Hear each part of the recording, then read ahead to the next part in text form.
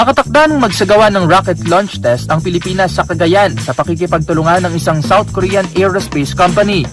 Kasunod ito ng anunsyo ni Pangulong Bongbong Marcos Jr. sa kanyang ikalimang State of the Nation Address o SONA na isa umano ito sa malaking hakbang para sa Philippine Space Program. Ang rocket test launch ay gagawin sa Cagayan katuwang ang Department of Information and Communications Technology o DICT at ang Cagayan Economic Zone Authority o CEZA. Bahagi ito ng layunin ng pamahalaan na mapabilang ang Pilipinas sa industriya ng space technology at aerospace, magpasok ng malaking pamumuhunan at magbukas ng mga bagong oportunidad at negosyo sa bansa. Ito rin ang kauna-unahang pagkakataon na maglulunsad ng isang rocket test mula mismo dito sa Philippine soil. Sa eksklusibong panayam ng DZRH kay Dr. Mark Angelo Purio, isang profesor, engineer at head ng Space Technologies and Applications Research Laboratory sa Adamson University, nakikita niya umano itong magandang development na magpapalawak pa sa bansa pagdating sa space sector. Sa tingin ko, magandang development ito para sa bansa dahil pinapakita nitong seryosong Pilipinas sa pagpapalawak ng kakayahan natin sa space sector.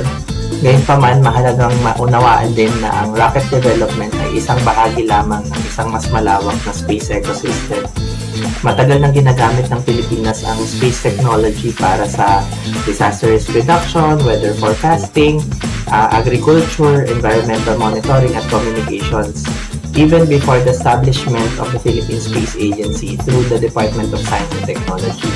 Malaki rin aniya ang potensyal nito na mas mapabuti pa ang teknolohiya, mga kagamitan tulad na lang sa pagdetect ng bagyo na nagdudulot ng mga pagbaha at landslides. Hindi lang kasi rocket ang nade-develop dito.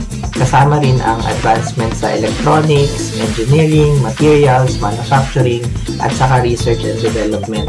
Mas mapabubuti nito yung disaster preparedness sa pamamagitan ng mas mabilis na satellite data para sa bagyo, baha at saka landslides.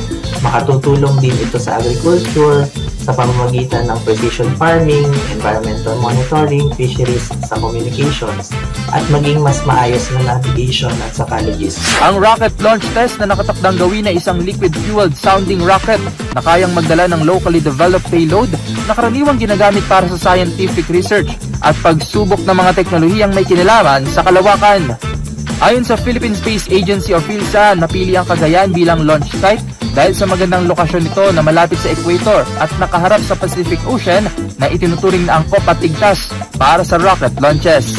Para sa DZRH TV, ito si Rovic Manuel, una sa Pilipinas, una sa Pilipino.